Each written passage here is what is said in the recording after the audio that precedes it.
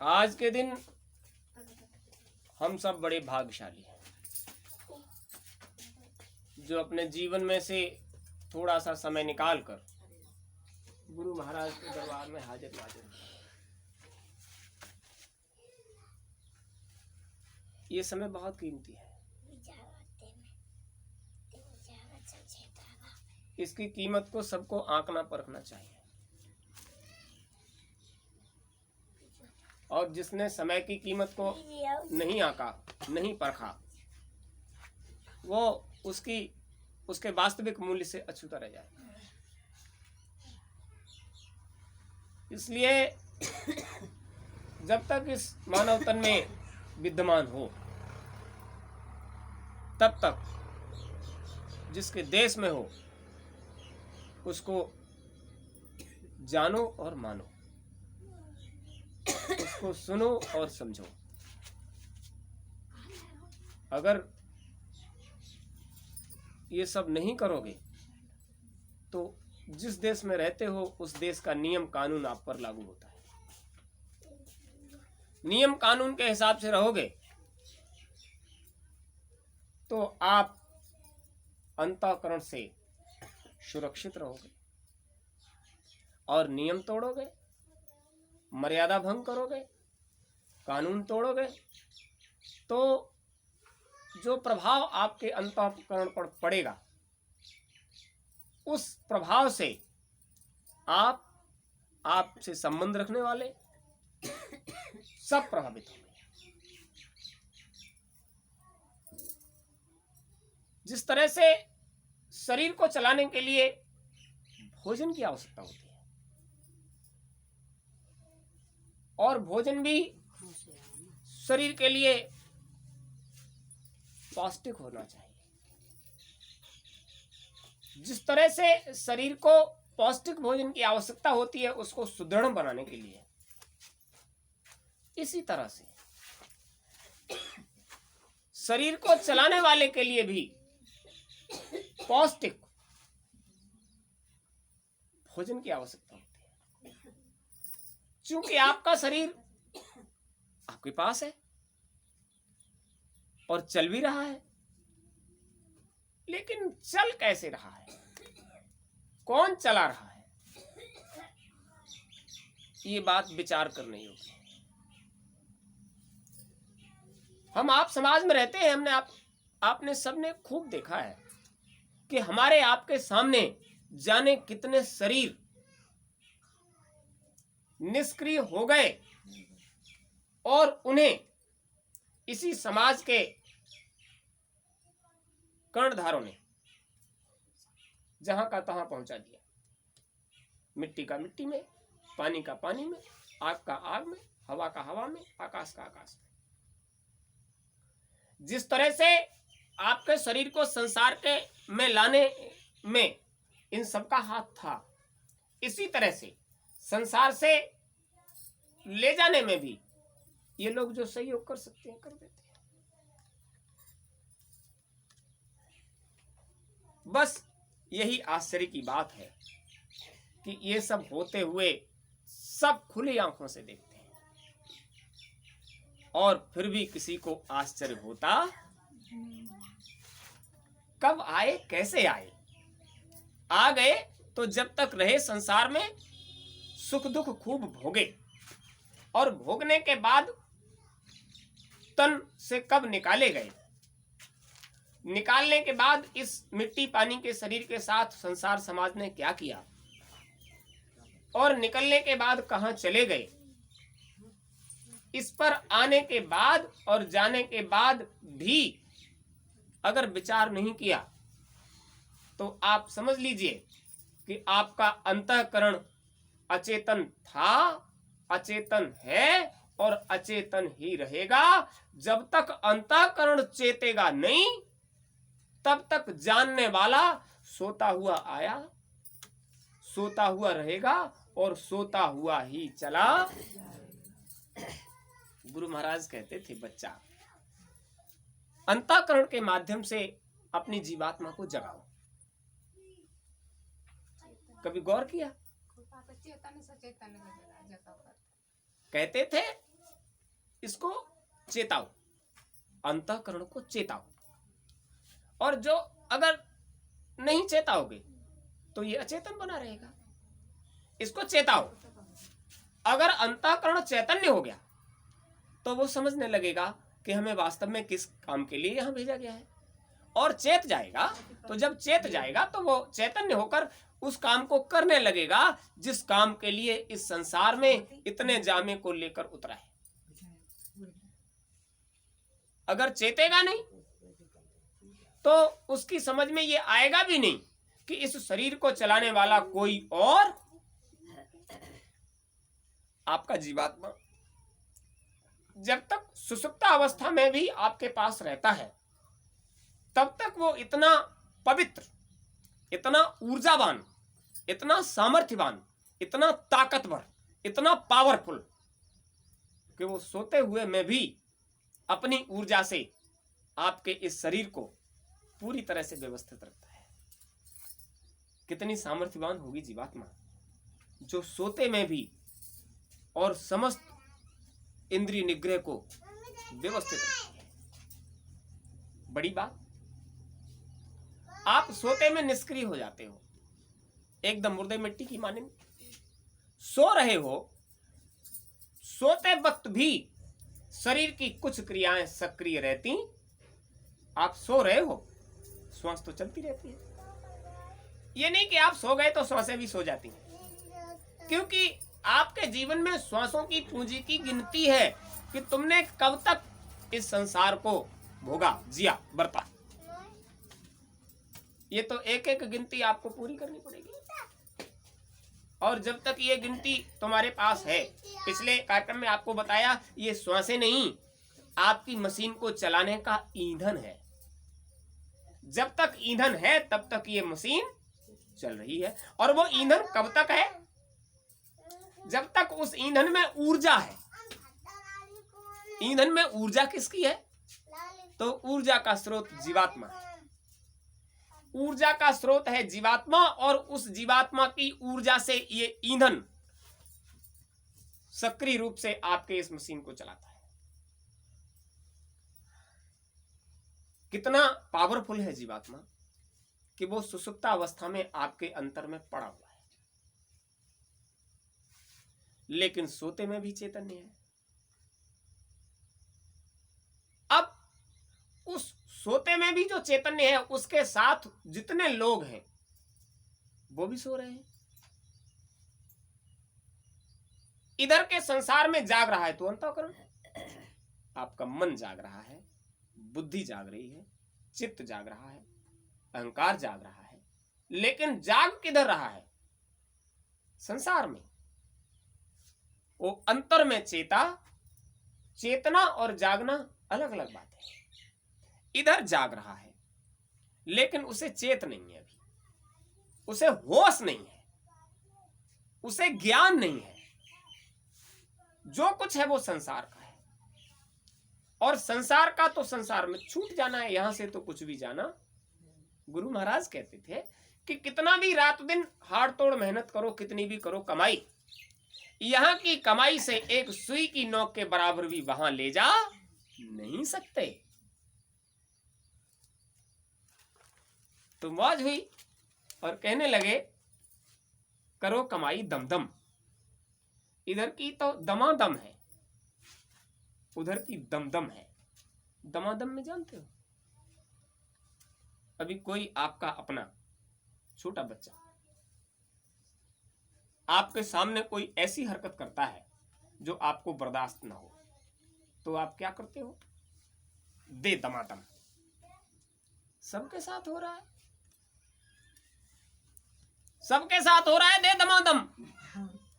वो कुछ को दिखाई दे रहा है, कुछ को दिखाई नहीं दे रहा है। कैसे भी कुट रहे हो तुम, यहां संसार में काल की मार तुम पर पड़ रही है। ये काल ही की तो मार है जिसे तुम झेल रहे हो, बर्दाश्त कर रहे हो। ये काल की मार है कि मन में कुछ भरा हुआ है, हमारा ऐसा हो जाए, और ऐसा नहीं होता तो आपको क्या होता है? दुख, बड़ी तकलीफ, बड़ी पीड़ा। हम चाह रहे थे ऐसा हो जाता, लेकिन ऐसा नहीं हुआ। किसी ने देखा कि तुम अंदर में कितने कुटे? जितनी तड़प उतना ही मार है ये काल की। ये दर्द, जो दर्द आप अनुभव कर रहे हो, इसे कोई दूसरा अनुभव नहीं कर सकता। तो काल क्या कर रहा है? दे दमादम हर वक्त कूटता है, और काल की कुटाई हंसकर झेलो चाहे रोकर, वो तुम्हें झेलनी पड़ेगी। कब तक? तब तक झेलनी पड़ेगी जब तक तुम उससे भी किसी बड़े के संपर्क में नहीं आ जाते। अरे छोटा तभी तो मारता है। छोटे बच्चे को आप अभी डांटो तासो, और अभी मां मार रही है, तब तक आ गए उसके बाबा, तो वो कहां भागेगा? बाबा के पास। फिर तुम मार सकते हो उसे? अगर छोटे बच्चे को मारो और उसके बाबा आ जाएं, तो उसको क्या दिखाई देता है कि अब हम बाबा जी की शरण में पहुंच जाएंगे, हमारे बाबा आ गए, अब हमें कोई मार के दिखाए। तो दौड़कर कहां जाता है? अपने बाबा के सानिध्य में। और बाबा के सानिध्य में पहुंचने के बाद उसे कोई मार सकता है? ये बाबा कौन है? यही है समर्थ। बाबा समर्थ हैं, इसलिए काल रूपी माया मां, वो उस वक्त उस जीव को कोई प्रताड़ना नहीं दे सकती। तो तुम्हें भी काल के दायरे से निकलकर दयाल की शरण में जब पहुंच जाओगे, तो काल तुम्हारे ऊपर प्रभावी नहीं होगा, दे दमादम नहीं होगा। फिर करना क्या है? तो वो तो पहले से ही कहते हैं, करो कमाई दम दम। जैसे तुम पर इधर दमादम हो रही है, उस चीज का अनुभव करते हो, लेकिन चेतते नहीं। चेत जाओ तो तुम थोड़ा प्रयास करोगे। गुरु महाराज कहते हैं, थोड़ा प्रयास करो तुम, थोड़ा करेंगे हम, और थोड़ा वो जो ऊपर बैठे हैं वो करेंगे, और तुम्हारा काम। और जब तुम थोड़ा करोगे ही नहीं, तो उसमें हम तुम्हारी मदद कैसे करेंगे? और हम मदद नहीं कर पाएंगे तो हमारे माध्यम से ऊपर वाले मदद करते हैं, तो वो तुम्हारी मदद कैसे करेंगे? तो इसका मतलब यह है कि तुम्हें भी थोड़ा करना पड़ेगा। और थोड़े में कितना? तुमने जितना बताया उसमें से थोड़ा कहा गया, थोड़ा तुम करो।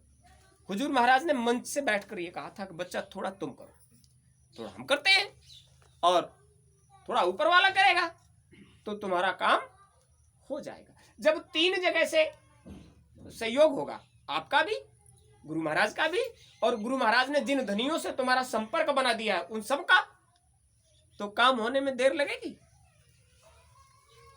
अभी आप समझ रहे होंगे।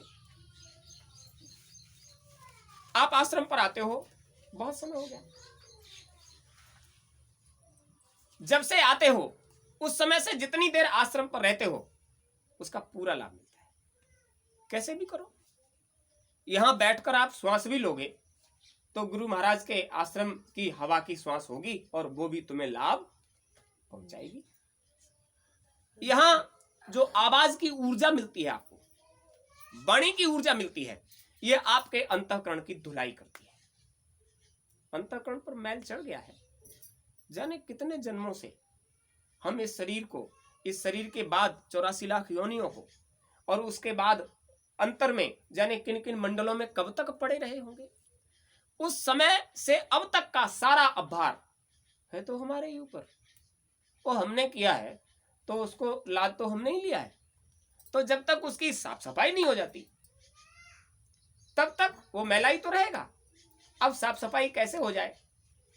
आपके मन में एक बात बैठ गई है, उमादार ज्योतिष कै नाई, सवै नचावत राम गुसाई। ज्योतिष कै नाई, इसका मतलब ज्योतिष भी अपना अलग महत्व रखती है आपके जीवन में। उमादार, भगवान महादेव कहते हैं ज्योतिष कै नाई। जिस तरह से ज्योतिष में 9 ग्रह आपकी कुंडली में बैठे हैं, कहीं ना कहीं तो बैठे होंगे, जहां बैठे हैं वहां से वो अपना असर, अच्छी जगह बैठे तो अच्छा प्रभाव, बुरी जगह बैठे तो बुरा प्रभाव। जिस जगह बैठे हैं वहां से वो अपना काम, 12 घर है, लोग रहने वाले हैं, इसीलिए उनमें आपस में झगड़ा नहीं होता। और होता क्या है, 3 खाली रहते हैं, खाली को छोड़कर भी वो दूसरे के घर में चले जाते हैं। एक एक घर में 6-6 बैठे हैं और प्रेम से बैठे हैं, कोई झगड़ा नहीं होता। अरे देखा है, एक एक घर में अभी आगे आने वाला समय ऐसा आएगा जिसमें चतुर्ग्रही पंचग्रही योग बनेगा, यानी एक एक घर में 5-5 ग्रह और प्रेम से बैठे, उनमें कभी झगड़ा नहीं होता। अभी ये आपत्ति का समय आ गया है, इसमें बाहर से कुछ लोग समाज में आ गए हैं, आप ही के समाज के जो बाहर रहते थे और वो फिर से आ गए हैं। तो हम देखते हैं वो प्रशासनिक गाड़ियां रात दिन दौड़ती हैं, वो 4 लोग इकट्ठा हुए हैं तो उनमें बनती ही नहीं, रोज झगड़ा। वो बीमारी कोरोना वहां कम थी और यहाँ गांव समाज में ज्यादा आ गई, और रोज झगड़ा, ये आ गया, इसने ऐसा कर दिया, इसने वैसा कर दिया। ये सब क्या है, वो 12 घर हैं, यानी मुहैया रहने की व्यवस्था है, लेकिन जरूरत पड़ने पर वो 5-5 इकट्ठा हो जाते हैं, पंचग्रही योग तक बन जाता है। एक घर में 5-5 ग्रह, कभी 2, 3, 4, 5 तक इकट्ठे हो जाते हैं। सारे तो नहीं इकट्ठे हो पाते, तो आप विचार कर लीजिए, 6-6 तक, बाकी सब घर खाली पड़े हैं, उनकी तबीयत है तो सब लोग इकट्ठा हो गए। फिर भी जीवन पर उनका प्रभाव जो होता है, वो आपके घर से जितना दूर पर बैठे होते हैं, पहले नंबर पर बैठे हैं तो शरीर पर, दूसरे पर बैठे हैं तो धन पर, तीसरे पर बैठे हैं तो भाई पर, ऐसे 12 घर में बैठे हैं, यानी व्यय स्थान तक 12 घर में जहां पड़ते हैं आपके घर से, वो वहां पूरा प्रभाव तुम पर अंतःकरण पर डालते हैं। डालते कब है, जब आप काल की आगोश में हो और काल की व्यवस्थाओं के हिसाब से भी चलने का मन नहीं है, बुद्धि नहीं है, चित्त नहीं है। अहंकार कहता है अरे हम भी संसार में आए तो कुछ करके दिखाएं। संसार में आए हो तो तुम क्या करके दिखा सकते हो? अगर तुम कुछ करके दिखा सकते तो जाने कितने लोग आए करके दिखाने के लिए, और आज किताबों में पढ़े जाते हैं।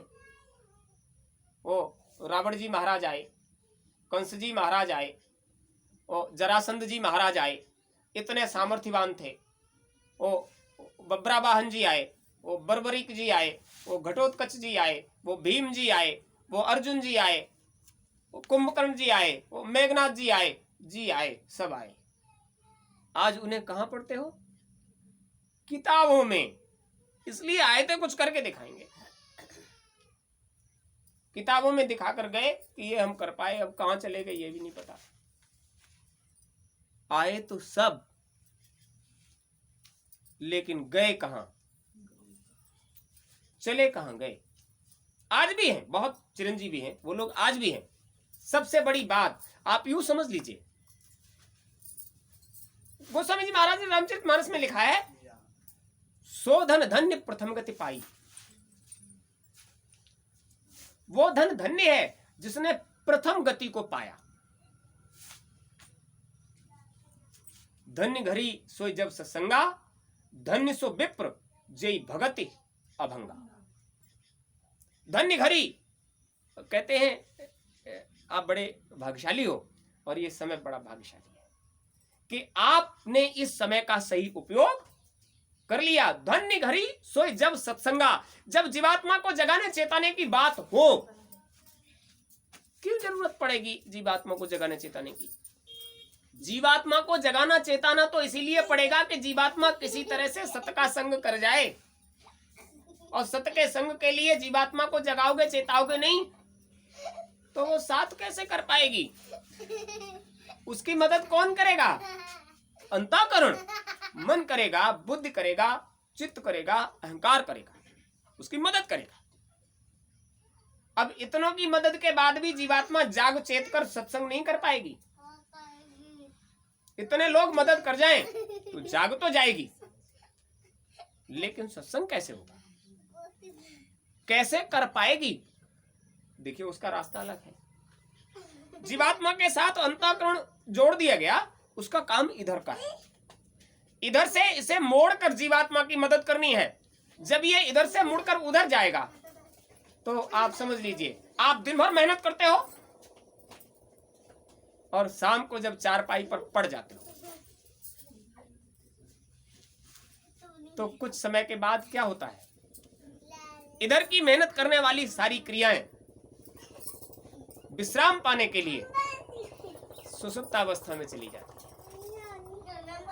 तो इधर जो अंतःकरण मेहनत करता है, जब उधर के पक्ष में जाता है तो इसे विश्राम मिलता है, और विश्राम मिलने के बाद इसे क्या मिलती है, शांति। जब अंतर में चलता है, अंतर में जुड़ता है तो शांति मिलती है। और आप समझ लीजिए, जब तक माहौल शांत नहीं होगा तब तक आपको नींद, नगाड़े बज रहे हो, कोई बात कर रहा हो तो आपको खराब लगता है, हमको नींद आ रही है।